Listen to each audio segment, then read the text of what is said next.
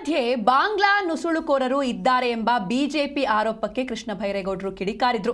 ಹೊರದೇಶದವರು ಹೇಗೆ ಇಲ್ಲಿಗೆ ಬರ್ತಾರೆ, ಸೆಂಟ್ರಲ್ ಗವರ್ಮೆಂಟ್ ಯಾರದ್ದಿದೆ ಅಂತ ಪ್ರಶ್ನಿಸಿ ಕೇಂದ್ರ ಸರ್ಕಾರಕ್ಕೆ ಚಾಟಿ ಬೀಸಿದ್ರು. ಯಾವುದೇ ದೇಶದವರು ದೇಶದೊಳಕ್ಕೆ ಬರ್ತಾರೆ ಅಂದ್ರೆ ಅದು ಕೇಂದ್ರ ಗೃಹ ಇಲಾಖೆಯ ವೈಫಲ್ಯವಾಗಿದೆ. ಹಾಗಾಗಿ ಬಾಂಗ್ಲಾ ನಿವಾಸಿಗಳು ವಾಸವಾಗಿದ್ರೆ ಕೇಂದ್ರ ಸರ್ಕಾರದೇ ತಪ್ಪು ಅಂತ ಸಚಿವ ಕೃಷ್ಣ ಬೈರೇಗೌಡರು ಕಿಡಿಕಾರಿದ್ರು. ಆದ್ರೆ ಸರ್ಕಾರ ನಡೆಸುವಂತವರಿಗೆ ಮಾನವೀಯತೆ ತಾಯಿ ಇರ್ಬೇಕು, ಅವರಿಗೆ ಸಹಾಯ ಮಾಡಬೇಕು. ಆ ಕೆಲಸವನ್ನು ನಾವು ಮಾಡ್ತಾ ಇದ್ದೇವೆ. ಹಾಗಂತೇಳಿ ಬಡವರ ಹೆಸರಿನಲ್ಲಿ ಯಾರ್ಯಾರೋ ಬಂದ್ಬಿಟ್ಟು ಅವರು ಕೂಡ ಸೇರ್ಕೊಂಡು ನಾವು ಬಡವರು, ನಾವು ಅಮಾಯಕರು, ನಾವು ವಿಕ್ಟಿಮ್ಸ್ ಅಂತೇಳಿ ಅದು ಮತ್ತೆ ದುರುಪಯೋಗ ಆಗ್ಬಾರ್ದಲ್ವಾ?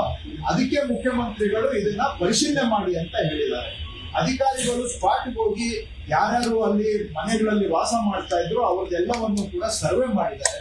ಇದರಲ್ಲಿ ಯಾರು ಸ್ಥಳೀಯರು, ಯಾರು ಎಷ್ಟು ವರ್ಷದಿಂದ ಅಲ್ಲಿ ವಾಸ ಮಾಡ್ತಾ ಇದ್ರು, ಇದನ್ನೆಲ್ಲ ಅಧಿಕಾರಿಗಳಿಗೆ ನಾವು ಸಮಯ ಕೊಡ್ಬೇಕಲ್ಲ, ಕನಿಷ್ಠ ಸಮಯ ಕೊಡ್ಬೇಕು. ಅದೇನು ಬಹಳ ದೀರ್ಘ ಸಮಯ ಏನಲ್ಲ, ಕನಿಷ್ಠ ಸಮಯ ಆದ್ರೂ ಕೊಡ್ಬೇಕಲ್ಲ. ಆ ಕೆಲಸ ಅವ್ರು ಮಾಡ್ತಾ ಇದ್ದಾರೆ. ಇನ್ನೇನು ಅವರು ಕಂಪ್ಲೀಟ್ ಮಾಡಿದ್ದಾರೆ ಅವ್ರ ಸರ್ವೆಯಲ್ಲಿ ಮುಖ್ಯಮಂತ್ರಿಗಳು ಯಾವ ಕೆಲವು ಗೈಡ್ ಲೈನ್ಸ್ ಕೊಟ್ಟಿದ್ದಾರೆ, ಅರ್ಹತೆ ಅಂದ್ರೆ ಏನು ಅಂತ. ಮುಖ್ಯಮಂತ್ರಿಗಳು ಏನ್ ಗೈಡ್ ಲೈನ್ಸ್ ಕೊಟ್ಟಿದ್ದಾರೆ ಅದರ ಆಧಾರದ ಮೇಲೆ ಅರ್ಹರಿಗೆ ಪರ್ಯಾಯ ವ್ಯವಸ್ಥೆಯನ್ನು ಮಾಡಿ.